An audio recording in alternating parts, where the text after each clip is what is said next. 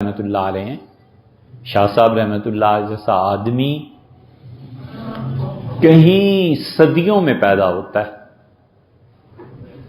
شاہ ولی اللہ رحمۃ اللہ علیہ پہ ختم ہے حکمت، اور شاہ صاحب رحمۃ اللہ علیہ کے بعد ان جیسا آدمی اب آئے، بڑی اللہ کی قدرت سے کیا بعید ہے، مگر بڑا مشکل ہے۔ علامہ اقبال جیسے آدمی شاہ ولی اللہ رحمۃ اللہ علیہ کے یہاں زانو تلمس طے کرتے ہیں اور اپنے آپ کو شاگرد سمجھتے ہیں شاہ صاحب رحمۃ اللہ علیہ کا۔ شاہ صاحب میں کمال ہے۔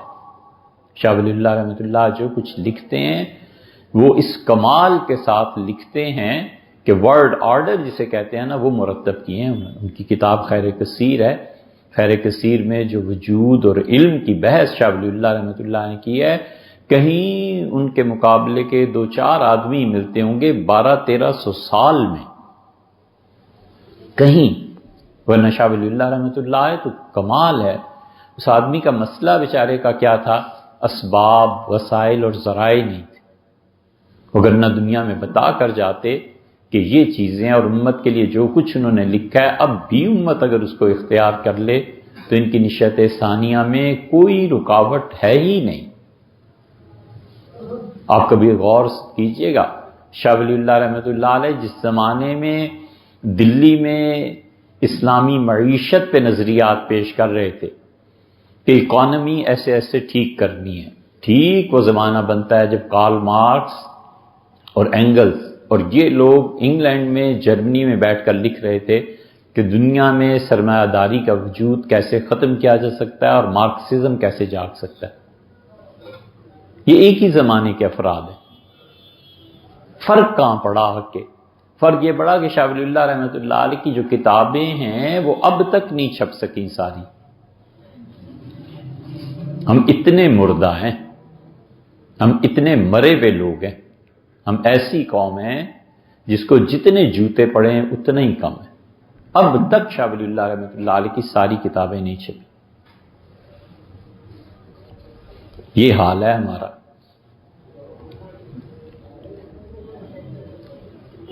ہمیں کیا پتا اس نابغہ روزگار نے کیا کیا لکھا اور کس کس چیز کی دعوت دی، اور اس کے مقابلے میں کارل مارکسزم رہا، دنیا بھر کی اکانومی کو اس نے چیلنج دیا ہے۔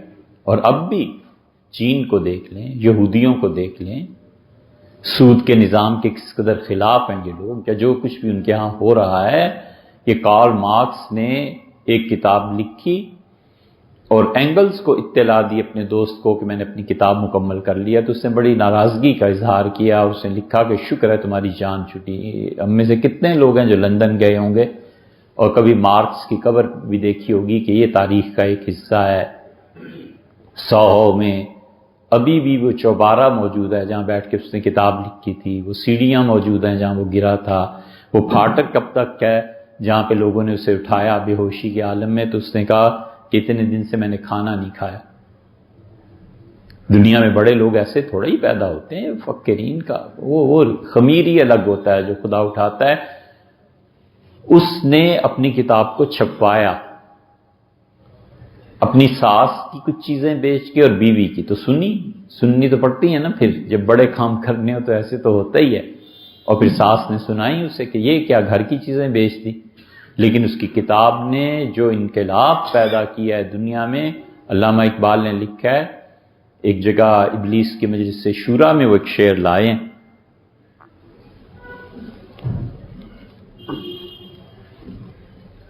علامہ کہتے ہیں وہ یہودی فتنہ گر وہ روح مصدق کا بروز، وہ یہودی جو دنیا میں فتنہ پھیلا دے گا۔ کیا نظر تھی! علامہ جانتے تھے نا کہ اس سوشلزم اور کمیونزم نے آگے جا کر اسلام سے جب ٹکراؤ ہوگا تو پھر کیا ہوگا۔ اسی لیے ہنری نے کہا، اور اس نے کہا دنیا میں کبھی بھی ہمیں یہ خطرہ ہوا امریکہ کو کہ اسلام غالب آ جائے گا امریکہ پہ تو ہم پھر سے کمیونزم کو زندہ کریں گے، ہم اسلام کو زندہ نہیں ہونے دیں گے۔ حق بنتا ہے ان کا کہنا، کیا وجہ ہے کیوں نہ کہیں؟ محنت کی ہے بابا، کام کیا۔ یہ ابھی چند دن پہلے ٹرمپ کا ایک بیان آیا تھا، اس نے کہا امریکہ سے دماغ نکلتے جا رہے ہیں، اچھے دماغ کہاں جا رہے ہیں، ان دماغوں کو واپس لاؤ۔ اور ہمارے ہاں جو برین ڈرین مشرف صاحب کے دور میں ہوا ہے وہ کیا چیز تھی؟ بہرحال یہ تو ایک سیاسی موضوع بھی آ جاتا ہے، لیکن علامہ اقبال نے کہا وہ یہودی فتنہ گر، روح مزدق کا بروز، مزدق دوبارہ زندہ ہو کے دنیا میں آ رہا ہے، نیست پیغمبر ولیکن در بغل دارت کتاب۔ یہ مارکس پیغمبر تو نہیں ہے، لیکن اس کی کتاب جو اس کی بغل میں دبائی ہوئی ہے نا، اس نے یہ دنیا کو ہلا کے رکھ دے گی۔ اور ہوا، روس میں وہ نظام نافذ ہو گیا۔ شاہ ولی اللہ رحمۃ اللہ علیہ کے نظریات معاشیات پر آپ پڑھیں اور ان کو پڑھیں تو آپ کو بہت سی چیزیں کامن ملیں گی، لیکن شاہ ولی اللہ کا مسئلہ یہ تھا کہ شاہ ولی اللہ رحمۃ اللہ علیہ کے بعد ان کے بیٹے شاہ عبدالعزیز صاحب رحمۃ اللہ علیہ آئے ہیں، اور 1830 کے قریب انہوں نے لکھا ہے کہ میں اپنے والد صاحب کی کتابیں پریس بھجوا رہا ہوں تاکہ یہ چھپیں۔ ساری کتابیں ان کی چھپ نہیں سکیں پھر بھی، اور جو چھپ کے آئیں شاہ ولی اللہ رحمۃ اللہ علیہ کی پڑھنے کے لیے قوم نہیں تھی۔ کتنے لوگ ہیں جنہوں نے شاہ ولی اللہ کو پڑھا؟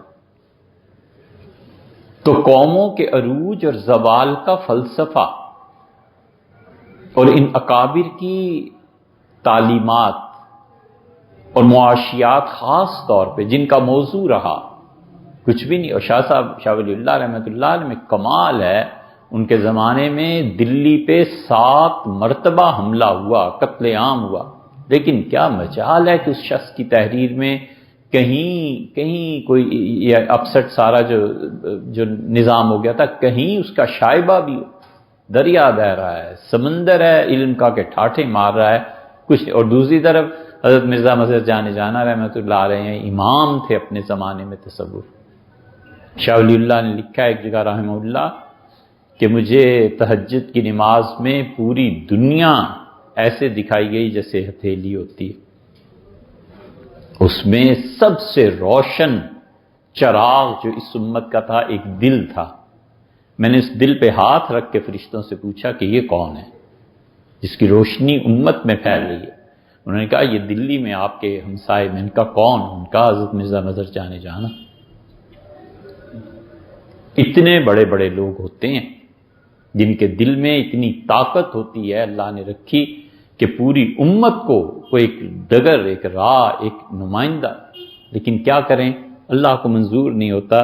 اللہ اس لیے ان لوگوں کو بھیجتا ہے تاکہ قیامت میں، اب شاہ ولی اللہ صاحب رحمۃ اللہ کے زمانے میں دلی والے تھے، خدا کسی سے نہیں پوچھے گا کہ اتنا بڑا آدمی تمہارے پاس تھا، تم نے کیا کیا اس کا؟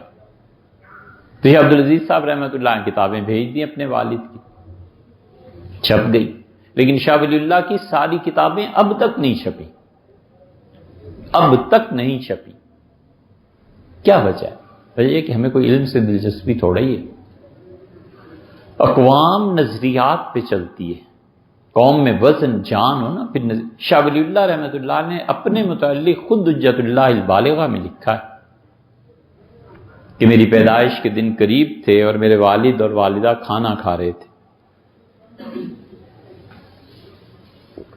تو ایک عورت مانگنے کے لیے آئی،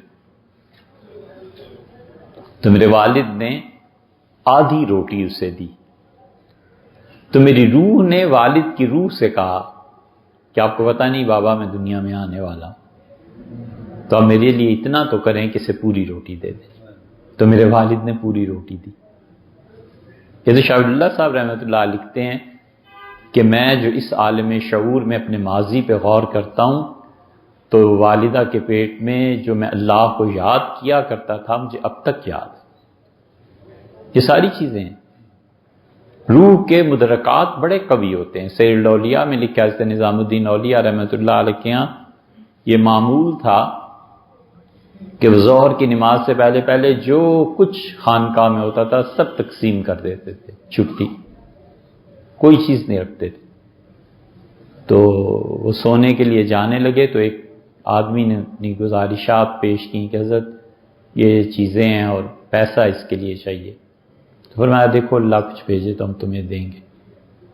نہیں، یہ نہیں ہوا۔ حضرت سے کسی خادم نے عرض کیا کہ حضرت کوئی آیا ہے اور وہ یوں کہہ رہا ہے، تو حضرت نے فرمایا اللہ دے گا تو ہم بھی دے دیں گے، اور جا کر سو گئے۔ فرماتے تھے وہ مانگنے والا اتنا مجبور تھا، اس کا اثر یہ ہوا کہ میرے شیخ حضرت فرید الدین مسعود شکرگنج رحمۃ اللہ علیہ میں جب سویا تو خواب میں آئے اور مجھ سے فرمایا کہ نظام الدین دینے کے لیے کچھ نہ ہو تو کسی کا دل رکھنے کے لیے فقیر سے مل لیا جائے اگر تو یہ بھی نہیں ہو سکتا. یہ کون سے اخلاقیات ہیں کہ آ کے سو گئے اور وہ تمہارے انتظار. فرماتے میں اٹھا اور پھر سے بلایا اور میں اس سے ملا. میرے شیخ نے اخلاقیات کی تلقین مجھے روح کے ذریعے کی. تو انسانی روح جو ہے اس کے مدرکات بڑے قوی ہوتے ہیں. مصیبت یہ ہے کہ گناہوں سے انسان اپنی زندگی میں اپنی نظر کو محدود کر لیتا ہے. گناہوں کا دھواں چھا جاتا ہے نا، مطلع برآلود ہو جاتا ہے، مطلع صاف نہیں رہتا. اور گناہ نہ کرے آدمی، اپنے آپ کو اگر بچائے انسان، خاص طور پہ وہ گناہ جو عقل سے تعلق رکھتے ہیں اور وہ گناہ جو جنس سے تعلق رکھتے ہیں اور وہ گناہ جو مال سے تعلق رکھتے ہیں، ان چیزوں سے تینوں سے بچائے آدمی کو، تو پھر کئی چیزیں خدا اسے دکھاتا ہے. ظاہر میں دکھا دیتا ہے، باطن کی تو دور کی بات ہے، ظاہر میں خدا دکھا دیتا ہے کہ دیکھو یہ ہو رہا ہے، یہ ہو رہا ہے، یہ ہو رہا ہے، یہ انسان یہ کر لے گا، یہ کر لے گا. یہ سب کے سب مدرکات روح کے ہیں. مصیبت یہ بدن ہے، اس کی راحت روح کا عذاب ہے اور روح کا عذاب اس کی راحت ہے. یہ دونوں ایک دوسرے کے مقابلے میں آ گئے. تو اس لیے جو آپ نے تحریر فرمایا کہ بچے کا قرآن پاک کا سننا اور اسے سنانا،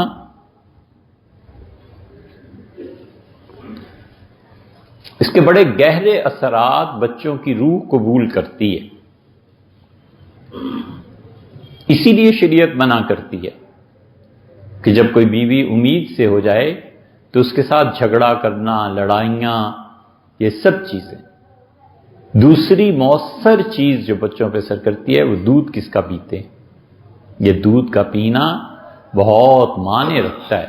اسی لیے حضور صلی اللہ علیہ وسلم نے غزوہ حنین میں جہاں کافروں کو چیلنج دیا، ہوا یہ تھا کہ حوازن قبیلے کے لوگ بڑے ذہین تھے اور رسول اللہ صلی اللہ علیہ وسلم نے میدان جنگ خالی دیکھا تو آپ چلے گئے، اور حنین کے لوگ بڑے بڑے اکابر صحابہ کرام رضی اللہ عنہ ساتھ موجود تھے اور دونوں طرف ٹیلے تھے اور ٹیلوں کے درمیان میں بہت چوڑا راستہ تھا.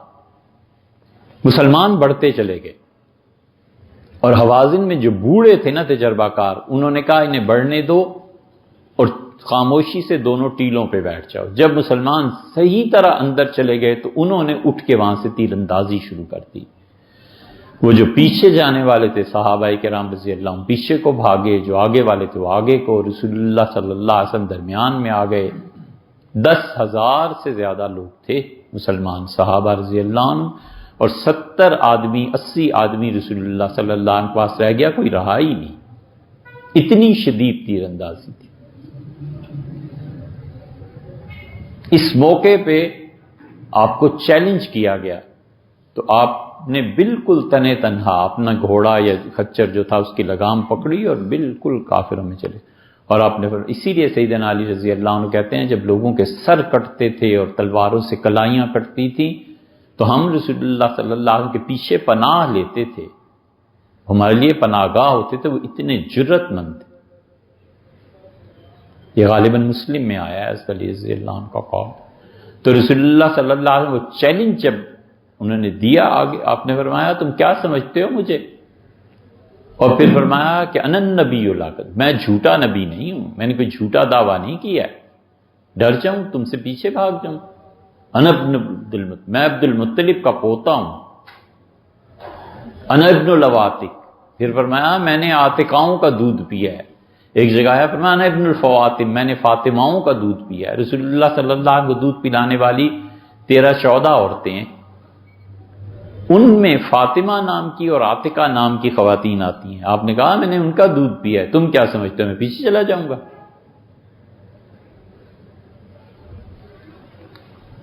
اس لیے لمبی ہو جائے گی بات، مجھ سے نہیں بیان کر سکتے، لیکن یہ جو خاتون جب امید سے ہوتی ہے نا اور باپ جو گالی بھی دیتا ہے اس کا اثر اس کی روح اور طبیعت پہ ہوتا ہے۔ یہ ایسے بچوں کے کھیل نہیں ہیں۔